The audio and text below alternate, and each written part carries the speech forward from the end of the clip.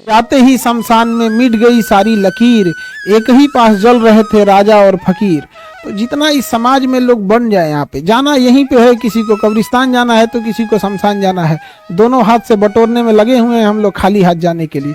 हम लोग के समाज में ना आचार्य रजनीश थे, अब तो नहीं रहे, उनका एक बड़ा प्रचलित एक कथन था कि शमशान घाट और कब्रिस्तान अगर समाज के हमारे शहर के बीच में अगर रहता, तो अगर ऐसे बीच में रहता तो इससे लोग डेली डरते और देखते कि यही हमारा लास्टली हमें यही आना है। बट हमारे में यहाँ क्या है ना कि वो सब शहर के लास्ट में होते हैं, तो लोग को कभी कभी जाना होता है, देखना होता है, वरना अगर ये सब चीज़ें बीच में रहती तो लोग जरूर डरते हैं यहाँ पे। इसलिए कभी किसी को भी अपने ऊपर अहंकार नहीं करना चाहिए।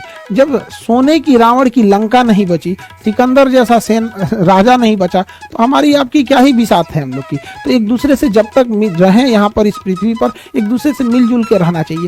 आस पड़ोस में ही से हमारी शुरुआत होती है यहाँ पर। किसी को किसी चीज़ पे अहंकार नहीं करना चाहिए। सबके जीवन में एक ऐसी रात आएगी जिसके बाद कोई सवेरा नहीं होगा। सबको यहाँ से जाना रहता है, इसलिए जाने से पहले एक अपने साथ एक अच्छी यादें छोड़ के जाए। हमारे साथ जो विवेकानंद हुए हैं, एपीजे अब्दुल कलाम, अटल बिहारी वाजपेयी, ऐसे लोग हैं। अब ऐसा हम नहीं कह रहे कि सारे लोग इतने महापुरुष हो सकते हैं, जैसे ये लोग हैं पूरे देश के लोग नाम लेते हैं। एटलीस्ट इंसान उतना तो हो सकता है कि उसके मोहल्ले वाले कम से कम उसका नाम ले सके। यहाँ पर पूरे देश लेवल के लिए हर एक मानते हैं कि सब लोग विवेकानंद नहीं, सब लोग अम्बेडकर साहब जैसे नहीं हो सकते, एटलीस्ट समाज के लिए तो रोल मॉडल हो सकते हैं यहाँ पे। तो कोशिश करें हम लोग कि अपने परिवार, एटलीस्ट समाज के लिए, मोहल्ले के लिए तो रोल मॉडल बन सके हम लोग।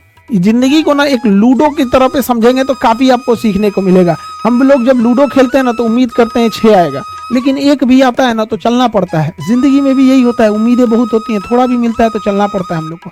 कई बार आप देखिएगा ना लूडो में एकदम आखिरी में जाके आप कट जाते हैं, एकदम आखिरी वाले में भी। लेकिन क्या कीजिएगा, फिर से एक नई शुरुआत करनी पड़ती है इंसान को। जिंदगी में भी ऐसे ही होता है, कभी कभी एकदम मंजिल के पास जाने के बाद आदमी बिखर जाता है, लेकिन क्या होगा, जिंदगी रुकती तो नहीं है।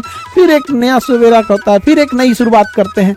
और जिंदगी में भी कभी कभी क्या होगा ना, एक ऐसा भी मोड़ आता है ना, जब लूडो में भी देखिएगा आप, एक समय ऐसा आएगा ना कि जब आपके पास 6 आएगा लेकिन उसकी कोई जरूरत नहीं रहेगी, फिर उसमें आपको कम की जरूरत रहती है। कभी कभी ऐसा होता है ना लूडो में कि हाँ 2 आएगा तो हम पास हो जाएंगे, बट उससे ज्यादा आ जाता है। जिंदगी में भी एक दौर ऐसा आएगा ना जब इंसान के लिए पैसे वैसे की कोई महत्व नहीं रह जाएगी यहाँ पर, फिर इंसान सुकून शांति ढूंढने लगता है। तो हमें भी अपनी छोटी छोटी चीज़ों से सीखनी चाहिए कि बहुत चीज़ नहीं है ये पैसा, धन दौलत, ये सब चीज़। इंसान बेहतर होना चाहिए एक दूसरे के प्रति। इसके बगल में बैठने वाले गरीब को एहसास नहीं होना चाहिए कि वो व्यक्ति गरीब है। जिंदगी चलती रहेगी अपनी यूं ही, लेकिन सबको मुस्कुरा के रहना चाहिए। जब हम मुस्कुराते रहते हैं तो एक पॉजिटिव एनर्जी बनती है हमारे आसपास में। उससे क्या होता है कि किसी भी विकट परिस्थितियों से लड़ने का एक मौका मिलता है। तो हर इंसान को मुस्कुराते रहना चाहिए, ज्यादा ये नहीं देखना चाहिए कि कौन क्या कर रहा है। हमारा समाज ने तो माँ सीता को अग्नि परीक्षा में बैठा दिया था। सोचिए, उन्हें वनवास हुआ था तो उनकी क्या ही गलती थी, उतना लंबा वनवास काट के आई,